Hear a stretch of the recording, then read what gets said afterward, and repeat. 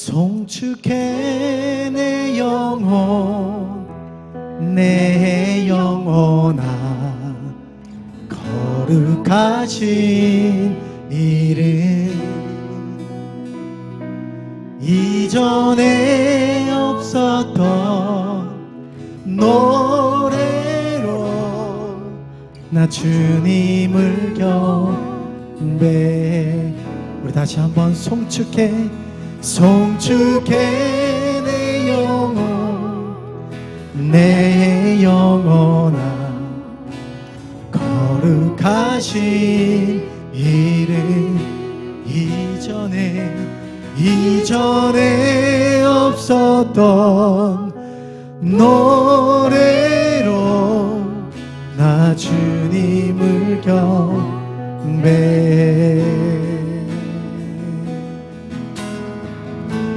해가 뜨는 새아침 밝았네. 해가 뜨는 새아침 밝았네. 이제 다시 주님 찬양. 무슨 일이 나 어떤 일이 내게 놓여도 저녁이 올 때 나는 노래해. 해가 뜨는 새아침 밝았네. 해가 뜨는 새아침 밝았네. 이제 다시 주님 찬양. 무슨 일이 나 어떤 일이 내게 놓여 이 밤에 저녁이 올 때 나는 노래. 송축해 내 영혼 송축해 내 영혼 내 영혼아 거룩하신 이름 이전에 없었던 노래로 나 주님을 경배해. 노하기를 더디하시는 주님 노하기를 더디하시는 주 그의 크신 사랑 넘치네. 주의 선하심 내가 노래하리. 수많은 이유로 나 노래. 나의 영혼아 송축할지어다. 송축해 송축해 내 영혼아 내 영혼아 거룩하신 이름 이전에 없었던 노래로 나 주님을 경배해. 송축해 내 영혼 송축해 내 영혼 내 영혼아 거룩하신 이름 이전에 없었던 노래로 나 주님을 경배해. 우리의 삶을 올려드리시며 결단하며 곧 그날에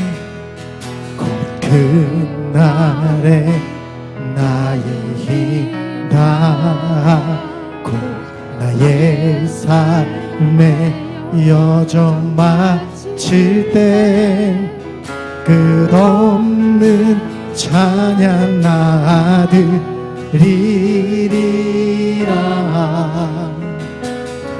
수많은 세월 지나 영원 곧 그날에 나의 힘 닿고 나의 삶의 여정 마칠 때 끝없는 찬양 나들리리라. 수많은 세월 지나 영원히 아멘. 송축해 내 영혼 내 영혼아 거룩하신 이름 이전에 없었던 노래로 나 주님을 경배해. 송축해 내 영혼 송축해 내 영혼아 그 거룩한 이름을 거룩하신 이름 이전에 없었던 노래로 나 주님을 경배해. 나 주님을 경배해. 나 주님을 경배해. 나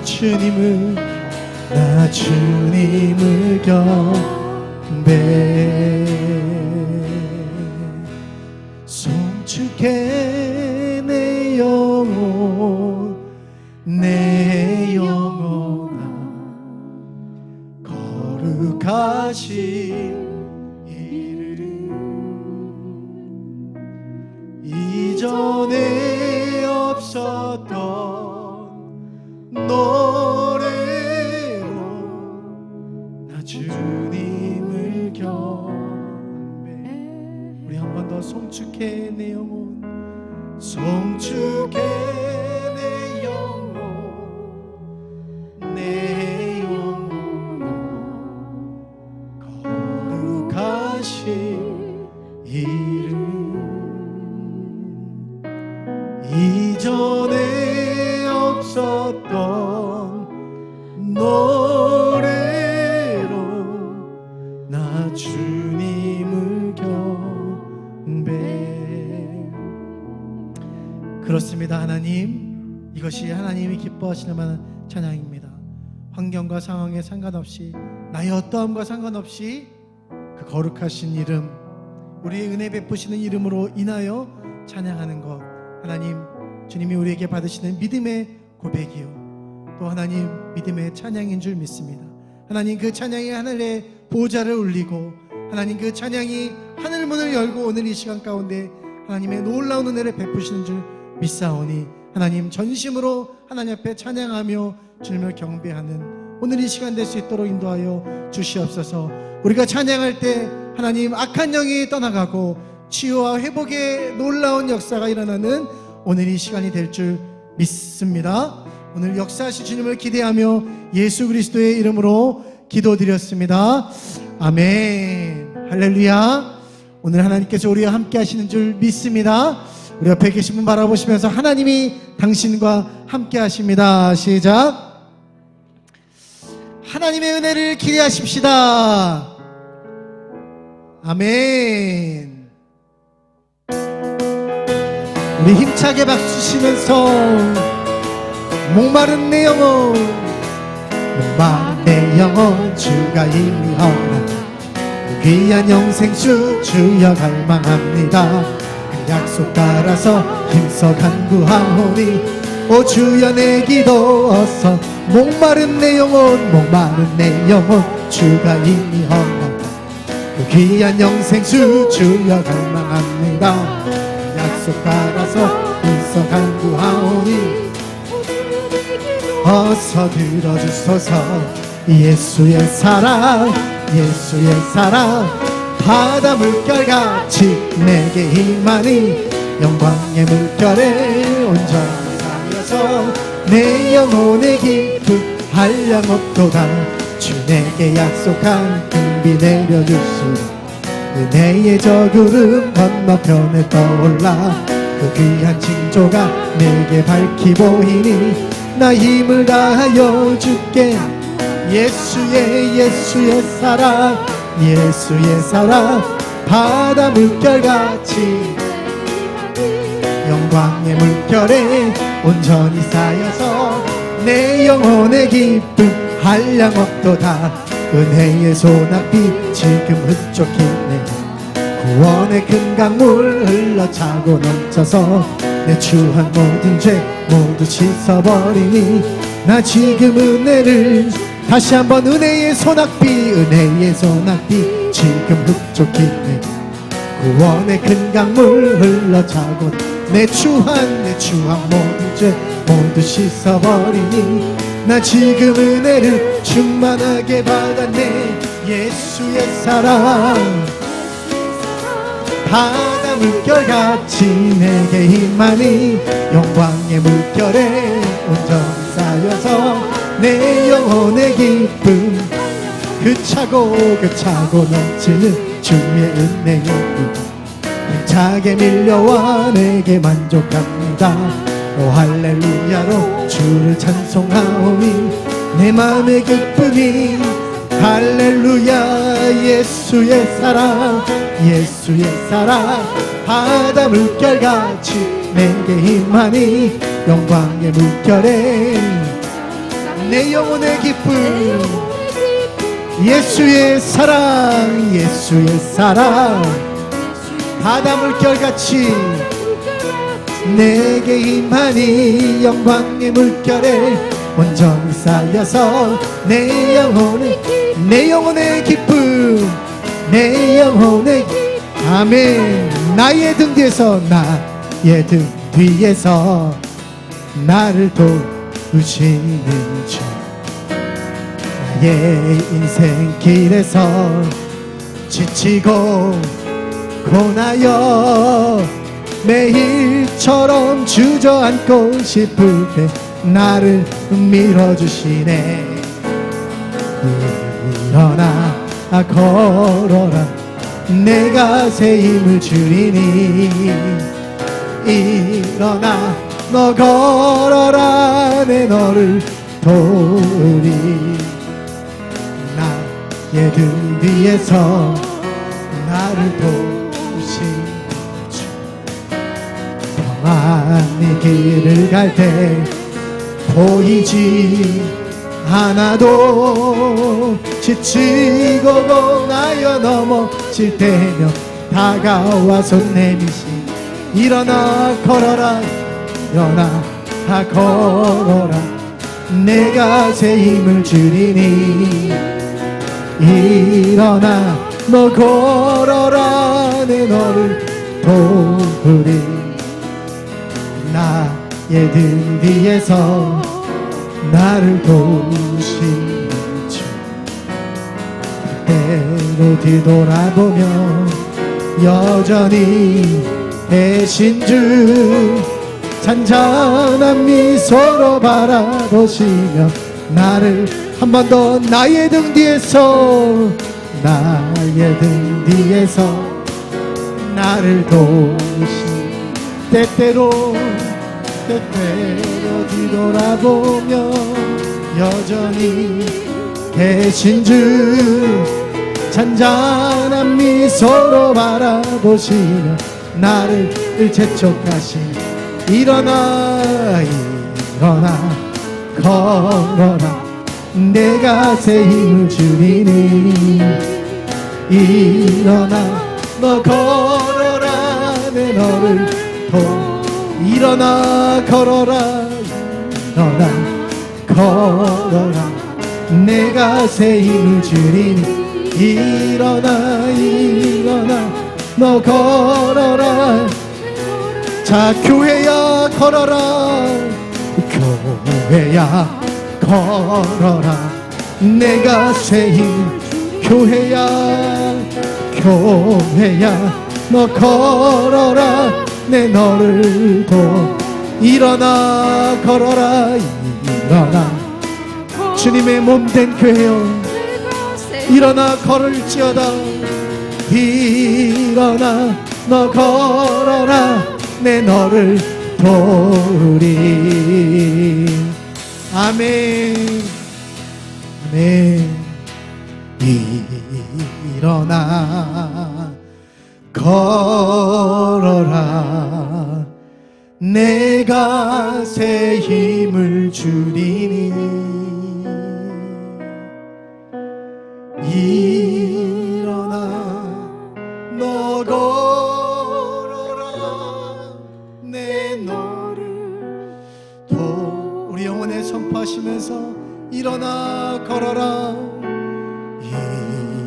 일어나 걸어라 내가 새 힘을 주리니.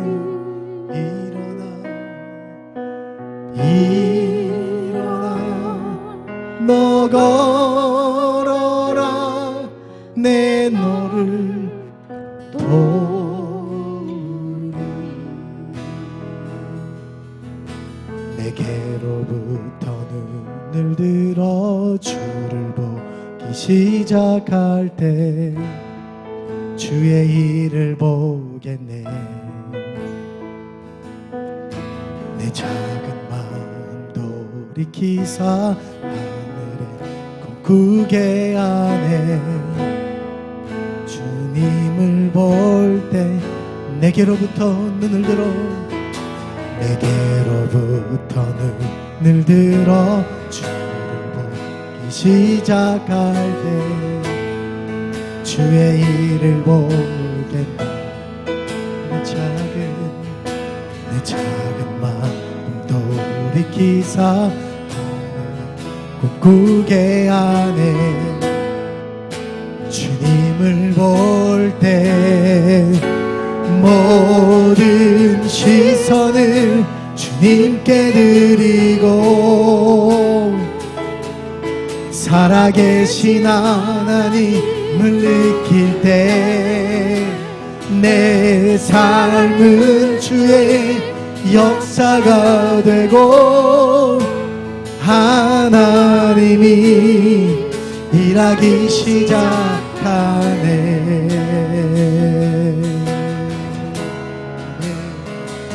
하나님이 오늘 이 밤에 일하실 줄 믿습니다.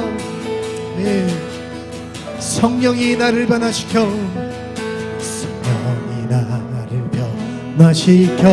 모든 두려움 사라질 때 주의 일을 보겠네. 황폐한 땅 가운데서 주님을 알게 되리. 주님을 볼 때 모든 시선을 주님께 드리고 전능하신 하나님을 느낄 때 세상은 주의 나라가 되고 하나님이 일하기 시작. 모든 시선을 주님께 드리고 전능하신 하나님을 느낄 때 세상은 주의 나라가 되고 하나님이. 우리 두 손 높이 들어 모든 시선을 주님께 올려드립니다. 모든 시선을 주님께 살아계신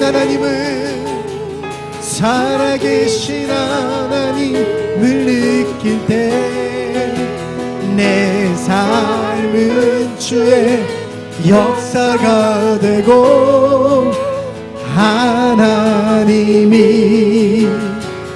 아멘 송축해 내 영혼아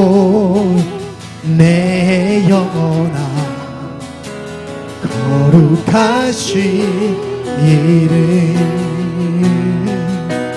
이전에 없었던 노래로 켜 송축해 내 영혼 송축해 내 영혼 내 영혼아 거룩하신 이름 이전에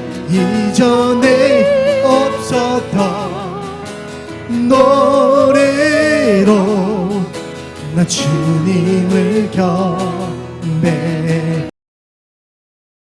아멘. 벼는 익을수록 고개를 숙인다라는 그런 속담이 있습니다. 어쩌면 우리 인생이 더 나이가 들면 들수록 또 연륜이 쌓이면 쌓일수록 나오게 되는, 아니 나와야 하는 자연스러운 그런 모습이 아닌가 생각이 됩니다. 그렇죠.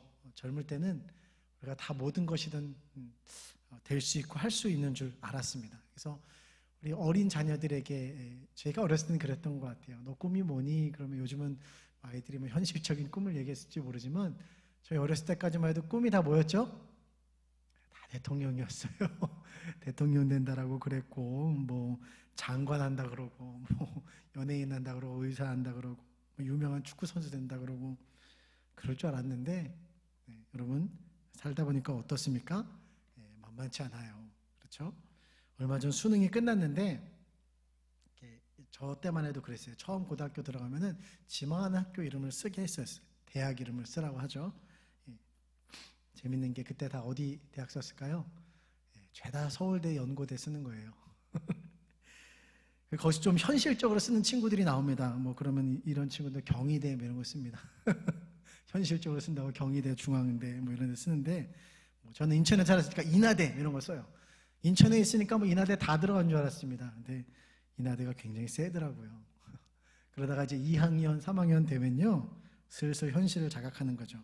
그리고 조금 높게 잡으면 이제 서울에 있는, 그냥 서울에 있는 대학 쓰는 겁니다. 경기권. 그리고 이제 슬슬 이제 이런 대학교가 전문대학교. 전문대 중에서도 뭐 아까 얘기했던 인하공전. 저는 인천에 있는 전문대밖에 몰라서 인하공전 뭐 이런 데 간다는 거예요. 근데 거기도 들어가기 힘들죠.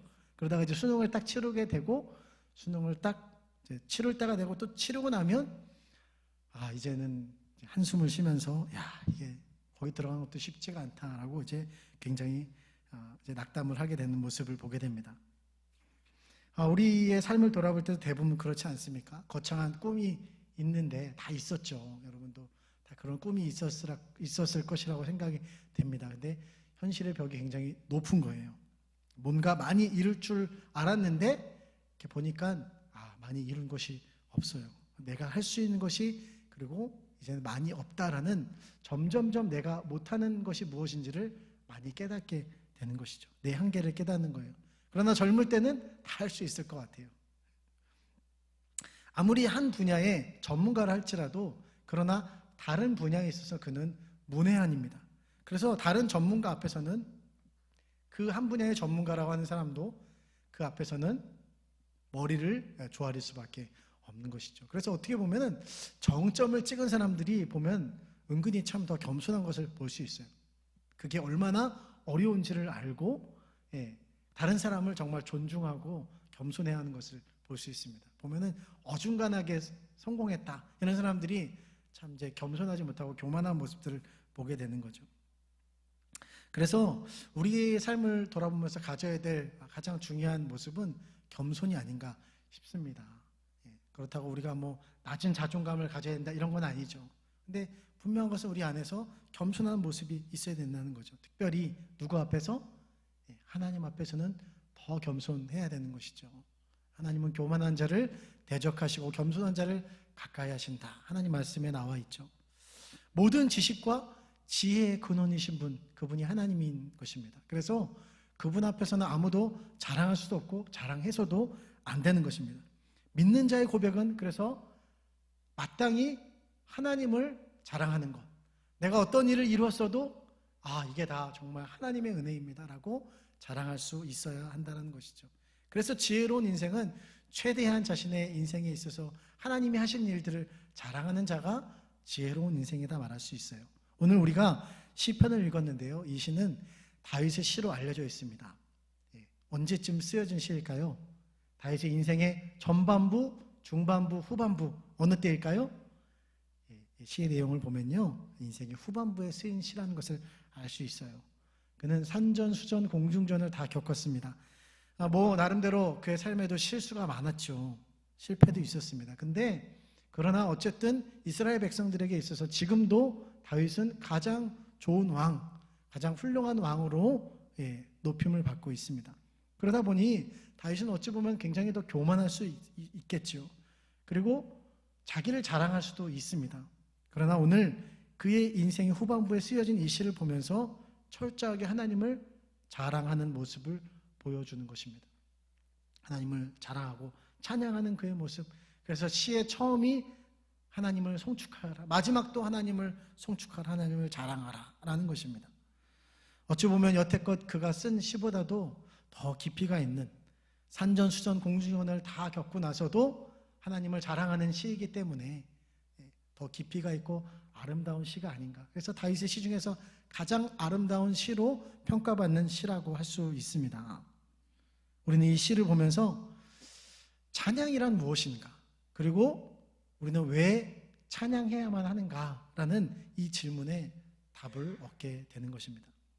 첫 번째요, 우리는 왜 찬양해야만 하는 것일까요? 우리 5절 말씀을 다시 한번 함께 읽어보시겠습니다. 시작. 좋은 것으로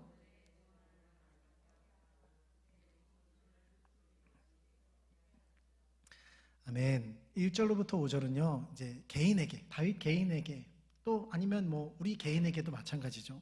개인적인 문제를 해결하시는 그런 하나님의 은혜를, 하나님의 도우심의 모습을 볼 수 있는 거예요. 질병을 그래서 고치시는 분 나와 있죠. 죄를 사해 주시는 분. 그런데 그 모든 것의 5절은 종합적으로 좋은 것으로 우리 소원을 만족케 하신다. 자, 여기서 핵심은 무엇일까요? 우리 소원을 만족케 하신다는 것일까요? 그거보다 더 중요한 것이 있죠. 좋은 것으로. 따라해 볼까요? 좋은 것으로. 좋은 것으로 하나님이 만족해 하신다라는 것입니다. 여러분, 좋은 것이 무엇입니까? 어떤 의미일까요? 이건 무엇이냐면 영양가 있는 음식을 말하는 거예요. 그러니까 우리의 소원, 그것은 개인적인 필요일 수 있어요. 우리에게 필요한 것, 그것을 하나님께서 너무나 잘 알고 계십니다. 때로는 보면 우리는 꼭 아이 같죠. 아이들의 특징이 어떻습니까? 마트 같은 데 가면요, 지나가면서 장난감을 보면요, 갑자기 필요하다고 이야기해요. 그죠? 별로 필요도 없었는데, 평상시에 필요했으면 주구장창 얘기했을 텐데 그렇지 않았던 거죠. 근데 이제 보니까 갑자기 이게 필요하다라는 거예요. 자기가 필요한 게 뭔지를 몰라요. 그리고 막 사야 된다라고 땡깡을 부리는 거죠. 사실은 없어도 되는 건데, 꼭 필요한 것도 아닌데, 어차피 몇 번 놀고 질리면은 그만둘 것인데. 그러나 부모는 어떻습니까? 아이가 필요한 것이 무엇인지 더 잘 알아요. 그래서 아이에게 영양가 있는 음식을, 또 옷을, 신발을, 아이는 엉뚱한 것을 고르지만 엄마는 손을 치면서 그게 지금 중요한 게 아니야 하면서 아이의 옷을 입히고 신발을 사고 그러는 것이죠. 부모는 가장 좋은 것이 무엇인지, 필요한 것이 무엇인지 잘 알고 있습니다. 여러분, 하나님이 어떠한 분이십니까? 오늘 이 구절을 말하고 있는 거죠. 우리의 그 소원에, 우리의 소원도 알고 계시고요. 그런데 우리 그 소원에 더하여서 가장 필요한 것, 좋은 것을 주신다. 우리에게 꼭 있어야 하는 것, 그것을 잘 알고 계신다. 그리고 그것을 주시되 우리에게 어떻게 주신다? 우리를 만족해 하신다라고 성경에 나와 있는데, 세번역 성경에서는 부족하지 않게 흡족하게 주신다라고 말씀하고 있습니다. 당장에는 그것이 필요한지를 몰랐어요. 근데 시간이 지나고 나니까 깨닫는 거예요. 야, 이게 정말 그때 꼭 필요한 것이었구나. 이게 그때 없었다라면 내가 어땠을까? 그것을 깨닫게 하는 거죠. 그러면서 그때 깨닫는 거예요. 하나님이 정말 내 인생에 가장 필요한 것을 아주 흡족하게 주셨구나. 이것을 다윗이 깨닫고 고백한다라는 것입니다. 이번 주 우리 다니엘 기도회가 끝났지만 여러분, 수많은 인생의 역경을 가진 사람들을 만났어요. 그분들 얘기를 들어보면은 은근히 좀 무서운 마음도 드는 것 같아요. 이거 나도 막 그런 질병에 드는 건 아닐까?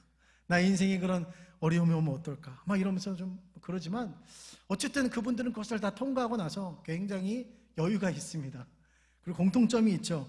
그 고난의 때, 그때는 힘들었지만 시간이 지나고 나니까 다 필요한 것이더라. 하나님이 그래서 나를 가장 선한 길로 인도하셨다라고 고백한다는 것입니다. 그리고 하나님의 그 은혜가 넉넉했다. 너무 넉넉했다. 그래서 내가 지금 여기에 있는 것이다 라고 이렇게 자랑하는 것이죠. 하나님은 우리의 삶을 늘 좋은 것으로 인도하시는 분인 줄 믿습니다. 여호와는 나의 목자시니 내가 부족함이 없으리로다. 그가 나를 푸른 초장으로 인도하시며 쉴 만한 물가로 인도하시는도다. 할렐루야. 우리가 찬양해야 할 이유입니다. 하나님은 늘 좋은 것으로 우리를 인도하시는 분이죠. 이것을 믿음으로 믿음의 찬양을 드릴 수 있는 복된 성도님들 될 수 있기를 주님의 이름으로 축복합니다. 우리가 찬양해야 할 또 다른 이유인 것이죠. 그것은 무엇입니까? 그분이 우리를 용납하고 용서하신다. 어찌 보면 이 성경에서 다윗이 가장 찬양해야 될 핵심적인 이유를 한다면 바로 이것을 말할 수 있어요. 용납과 용서입니다. 여러분, 용납은 무엇입니까? 용납은 받아들이는 거예요. 용서랑은 조금 다른 개념이죠. 받아들이는 거예요. 주로 누가 누구를 용납합니까? 우리는 서로 용납하기가 힘들어요. 근데 용납은 가정에서 일어나는 거죠. 아무리 속을 썩이는 자녀라 할지라도, 후레 자식과 같은 녀석이라 할지라도 그 자녀를 부모는 용납하는 거예요. 잘 알고 있는 거죠. 부족한 거 알지만 그것을 끌어안는 거예요. 평생 아픈 손가락이어도 그래도 다시 그 자녀를 바라보고 용납하는 것, 이것이 부모의 마음 아니겠습니까? 또 가족 아니겠습니까? 세상에 아무리 나쁜, 천하에 나쁜 이 조두순 같은 사람이라 할지라도, 그러나 그에게 아내가 있더라고요. 그죠? 참, 아내가 있다 한 것만 해도 깜짝 놀랐어요. 같이 산다라는 것도 대단하다. 세상 모든 사람은 다 그의 적인데 딱 하나뿐인 내 편이 있더라라는 거예요. 이것이 받아들임, 용납이라는 것이죠. 우리 13절에서 15절 말씀을 읽어보시겠습니다. 시작. 아버지가 자식을 긍휼히 여긴같이 여호와께서는 자기를 경외하는 자를 긍휼히 여기시나니 이는 그가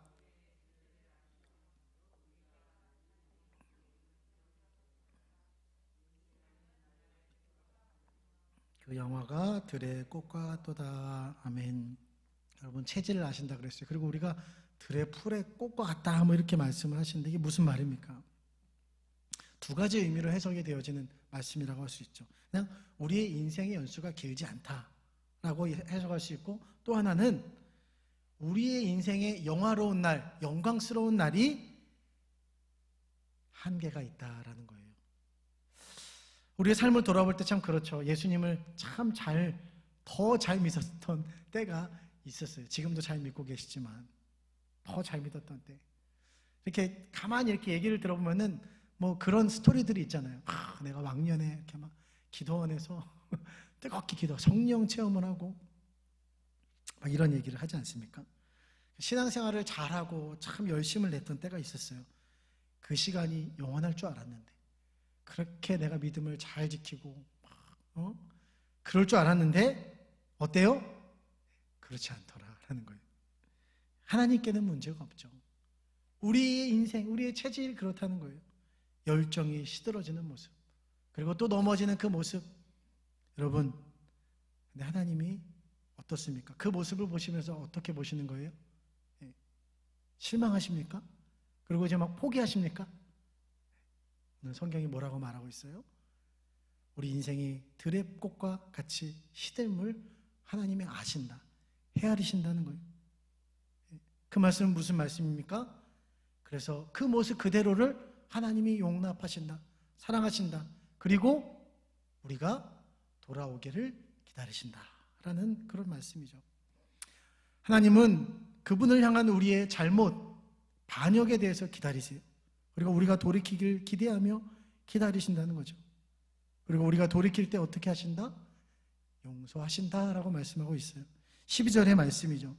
동이 서에서 먼 것 같이 우리의 죄가를 우리에게서 멀리 옮기셨으며.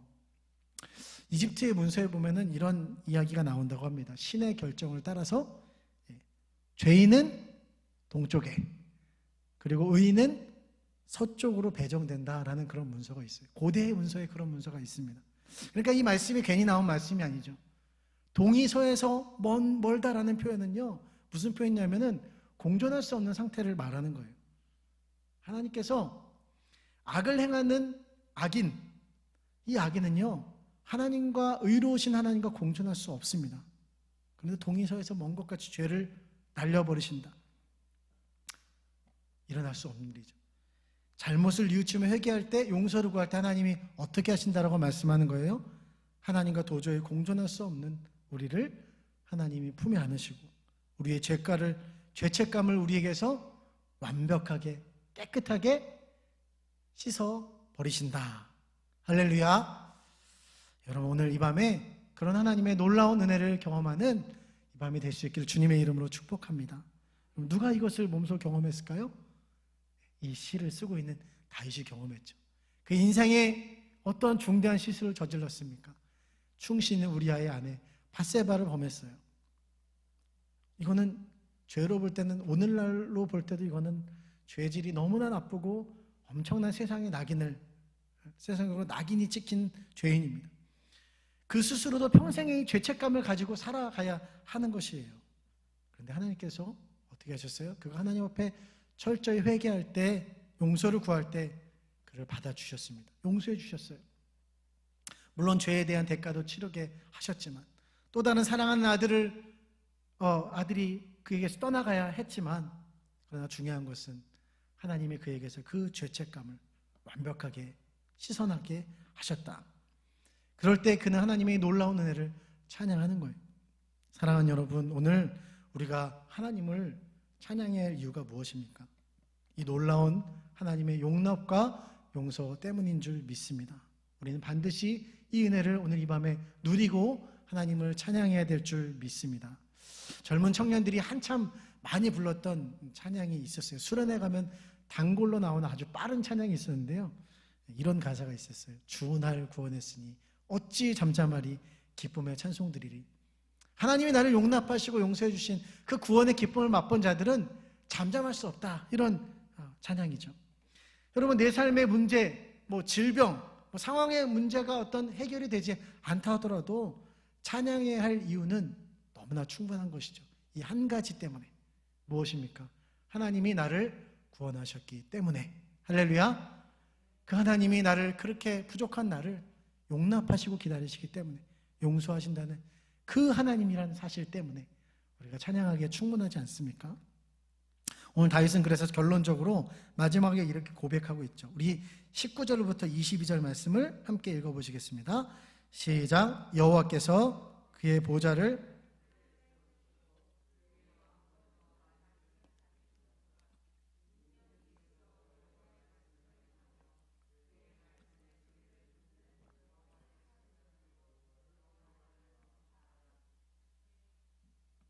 아멘. 여러분, 우리가 찬양해야 할 마지막 이유라고 할 수 있죠. 온 세상과 천지를 다스리시는 하나님. 그런데 그 하나님께서, 그 하나님께 인간뿐만이 아니라 천사들도 찬양해야만 한다.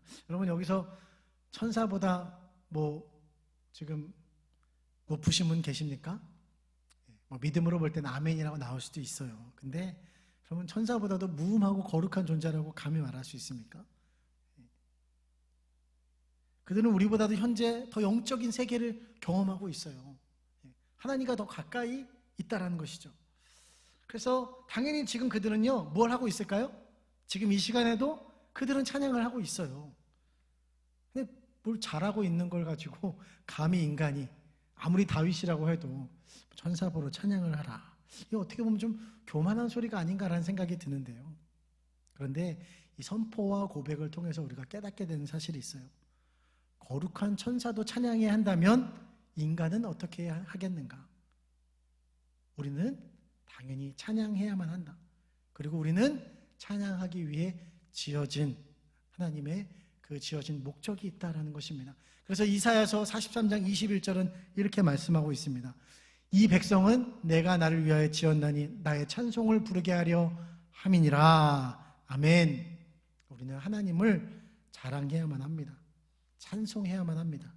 그것이 하나님께서 우리를 지으신 목적대로 사는 것이죠. 사랑하는 성도 여러분, 하나님을 찬양하십시다.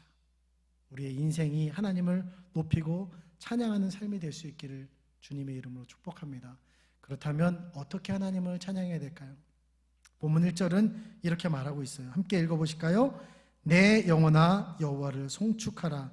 내 속에 있는 것들아 다 그의 거룩한 이름을 송축하라. 내 영혼아 여호와를 송축하라.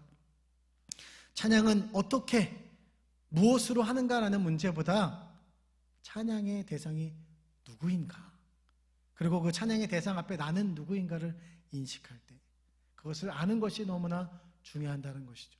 그리고 그렇게 할 때 우리가 바른 찬양을 할 수 있는 것이죠. 오늘 찬양의 대상을 무엇이라고 말하고 있습니까? 찬양의 대상이신 하나님을 여호와라고 이름을 말하고 있어요. 성경에 여호와라는 이름이 어떻게 쓰입니까? 자기 백성을 선택하신 분, 그리고 그 백성을 향해서 약속하시고 약속하신 것을 반드시 이루시는 분이라는 이름으로 쓰여지는 것이 바로 여호와라는 이름이에요. 그분은 자신의 약속대로 변함없이 신실하게 그 약속을 이루어 가시는, 흔들림이 없으시는 분이시다. 자신의 감정을 따라서, 기분을 따라서 그렇게 하지 않는다는 것. 그래서 구절은 말씀하죠. 자주 경책하지 아니하시며. 자주 경책하는 건 우리 인간이 그러잖아요. 저도 이 아들에게, 딸에게 잔소리를 너무 많이 하는 것 같아요. 야, 난 저러지 말아야지 하면서 그 기분에 따라 그럴 때가 너무 많이 있다는 것을 보게 됩니다. 근데 하나님은 그런 분이 아니시다라는 거예요. 자기의 감정과 기분을 따라 행동하지 않으세요. 그렇기 때문에 동이 서에서 먼 것 같이 이 죄도 용서하시는 분이다라는 것을 알 수 있어요. 왜요? 용서는 하나님의 약속이기 때문입니다. 그래서 돌아오면, 회개하면 약속에 따라 죄 없이 여기신다. 할렐루야. 여러분, 그래서 하나님 앞에 용서를 구하는 오늘 이 밤이 될 수 있기를 주님의 이름으로 축복합니다. 사람의 그런 어떤 변하지 않는 뚝심이라 그러죠. 이런 걸 보면 사람들은 찬사를 날리더라고요. 여러분, 제가 이제 월드컵 기간이라서 또 월드컵 얘기를 할 수밖에 없는데, 어제 제가 보면서 야, 참 반성이 많이 되더라고요. 저도 똑같이 욕했어요. 야, 저거 왜 선수 기용을 저렇게 하냐. 아이고, 저 선수는 왜 자꾸 저렇게 나와서 쟤는 빼야 되는데, 뭐 이런 생각이 있었습니다. 근데 어제 다 보셨죠, 그죠? 그렇게 욕했던 그 선수가 너무 잘하더라고요. 그래서 캐스터들 뭐 이런 사람들이 다 이구동성으로 말을 하더라고요. 야, 그렇죠. 감독이 이래서 저 선수를 기용한 거죠. 이렇게 얘기를 하더라고요. 그리고 한 선수는 인터뷰를 이렇게 하면서 그러니까 이 아나운서에게, 선수 출신이었던 아나운서에게 오늘 이 경기에 최우수 선수 누굽니까 했는데 그 사람이 이렇게 얘기하는 거예요. 저는 오늘 최우수 선수라고 한다면 선수가 아니라 감독이라고 말하고 싶습니다. 4년 동안 변함없이 일관성 있게 이렇게 인도했던 감독에게 찬사를 날립니다. 거기에 대해서 어느 누구도 토를 다는 사람이 없더라고요. 다 많이 욕했는데 박수를 보내더라고요. 너무 대단하다. 저렇게 많이 욕을 했는데 저렇게 자기의 철학을 가지고 했다. 물론 앞으로 어떻게 될지 모르겠습니다만 그냥 한 경기만 봤을 때는 잘할 것 같고요. 뭐 저도 너무 잘 준비했다. 그래서 상대가 강한 거지 우리가 못한 것은 아니다. 욕을 할 필요는 없을 거라고 생각이 되어집니다. 여러분, 이 사람의 뚝심을 보면서도, 이런 정말 미련해 보이지만 그런 고집을 보면서도, 그러나 한 길을 외길을 걷는 그 사람을 보면서, 변하지 않고 흔들리지 않는 그 사람을 보면서 찬사를 보내는데, 그런데 한결같이 그 신실하게 약속을 지키시는 하나님, 여호와 하나님, 당연히 그분 앞에 우리가 찬사를 보내야 되는 것 아니겠습니까? 그 하나님 앞에서 나는 어떤 존재예요? 나는 늘 날마다 바뀌는 존재예요. 그러니까 우리는 하나님을 찬양해야 되는 것이죠. 서두에도 말씀드렸지만 그 하나님 앞에 겸손해야 되고 그 하나님 앞에 영광을 올려드려야 되는 것이죠. 우리가 찬양하는 대상이신 하나님은 우리와 다르신 신실하신 분이세요. 여러분, 그 이름에 합당한 찬양을 올려드릴 수 있기를 주님의 이름으로 축복합니다. 그래서 우리가 드려야 할 찬양은 다윗이 고백하듯이 내 영혼으로 찬양해야 되는 것이죠. 로마서 12장 1절은 말씀합니다. 그러므로 형제들아 내가 하나님의 모든 자비하심으로 너희를 권하노니 너희 몸을 하나님이 기뻐하시는 거룩한 산 제물로 드리라. 이것이 너희가 드릴 영적 예배니라. 우리가 드리는 찬양과 예배가 무엇이다? 영적이라는 거예요. 우리의 영혼으로 드려야 된다는 것이에요. 우리가 하나님 앞에 드려야 하는 찬양은 결코 영혼이 없는 것이 되어서는 안 된다는 거예요. 그렇다면 영혼이 드리는 것은 무엇일까? 영적인 예배는 무엇일까? 영적인 찬양은 무엇일까? 그래서 로마서 12장 1절은 이렇게 이야기하죠. 우리의 몸으로 드리는 것이다. 우리의 몸으로 드린다는 건 무엇입니까? 최선을 다해서 드리는 것이죠. 에이, 마음으로만 하면 되지. 뭘 그렇게 손을 들라 그래. 아유, 참, 손뼉을 이렇게 쳐야 되고, 뭐 이렇게 일어서라고 앉아 때려서 뭐 왜 시키냐? 여러분, 뭐 시키니까 하는 겁니까? 오늘 103편 1절에는 내 속에 있는 것들로 찬양하라라고 명령하고 있어요. 그러니까 무슨 말입니까? 할 수 있는 것을 다해서, 모든 것을 다해서 하나님을 찬양해라. 그것이 내 영혼으로 하나님 앞에 찬양 드리는 거죠. 제가 그 전에 교회에서 그 선교 여행을 이렇게 간 적이 있었어요. 되게 기억이 납니다. 마지막 일정이요. 그 지역에 있는 농아인 교회에서 예배를 드렸어요. 처음 가봤습니다. 농아인 교회 갔는데요. 특송을 시키더라고요. 특송을. 그래서 특송을 누가 나와서 하는데 이분이 나와서 이제 적막하고 고요한데 무슨 찬양을 하실까 이러는데 가면서 근데 농아인 이렇게 말을 할 수 없잖아요. 그러니까 이제 그때부터 수화를 하는 거예요. 수화로 하는데 굉장히 길었어요. 제 기억으로는. 우리 뭐 찬양하면은 막 즐거운 가락에 맞춰서 박수도 치고 막 어떤 감동적인, 오늘도 막 우리가 그런 가락에 맞춰서 찬양을 했지만 그런 것이 막 우리의 마음을 울리기도 하는데 그런 것 없이 적막하게 막 수화로 하는데 근데 얼마나 열정적으로 하시는지 막 인상을 찡그려 가시면서 막 하시는 거예요. 근데 점점 이렇게 마음에 막 뭐가 와닿더라고요. 야, 하나님을 향한 저 열정, 저 마음, 그것이 어떠한 것인지 느껴지더라는 거예요. 화려한 음악도 없고요, 뭐 화려한 어떤 악기들도 뭐 없습니다. 그런데 그 찬양이 더 기억에 남아요. 지금도 그 찬양보다 더 하나님을 향한 열정적인 찬양이 있을까라고 생각할 정도로 그분의 그 마음과 그 하나님을 향한 그 열정,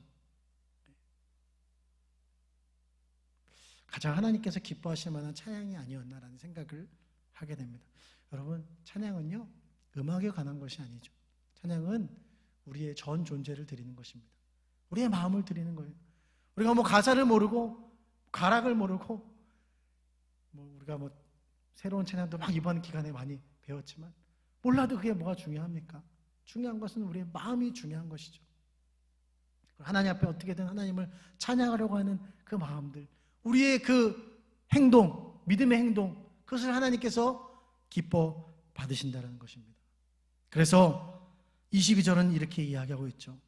모든 곳에서도 하나님을 찬양하여라.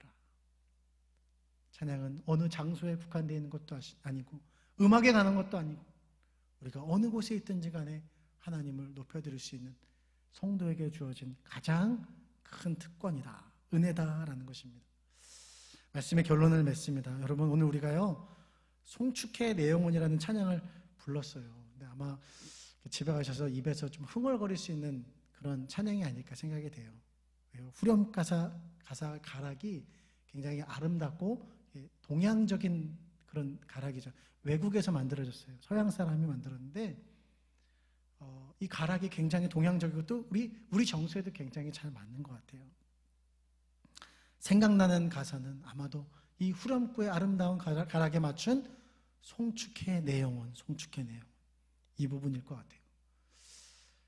찬양을 만드신 분께서 의도를 하고 만드신 것 같아요. 이 가사가 너무 중요하기 때문에 하나님을 송축하라고 하는 이 짧은 명령이 너무나 중요해서 이 가락에 실었어요. 결국 강조하는 바가 무엇입니까? 어떤 일이 있어도, 무슨 일이 있어도 무슨 천재지변이 일어나도, 네 삶에 뭐 어떤 이상한 일이 일어나도 넌 뭐 해야 된다? 송축해야 된다. 굉장히 마음을 이렇게 뭔가 좀 이렇게 부담스럽게 만들고, 그럴 때 찬양이 어떻게 나와?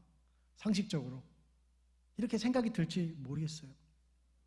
근데 여러분, 왜 그렇게 해야만 합니까? 그것이 성도의 특권이기 때문에, 이 찬양이, 그러한 찬양이 하늘의 보좌를 감동시키기 때문에.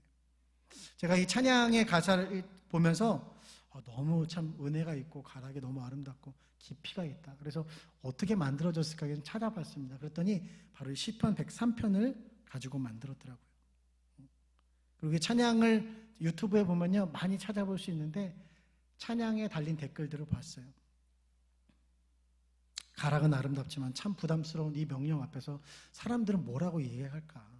근데 놀라운 이야기들이 있어요. 제가 암 환자인데요, 이 찬양을 매일 듣습니다. 저희 아버지가 암으로 투병하실 때, 말기암으로 투병하실 때 가장 즐겨 듣던 찬양이에요. 그래서 제가 아버지 임종하실 때 불러드렸습니다. 이런 놀라운 고백들이 있는 거예요. 그게 저로서는 다 이해가 되지 못했습니다. 하나님께서 깨닫게 하신, 참 하나님의 형이상학적인 그런 하나님의 은혜구나라는 것을 깨닫게 하신 거죠. 찬양은 무엇이다? 현실과 아픔과 모든 고통을 이기게 하는 성도에게 주신 하나님의 놀라운 특권이다.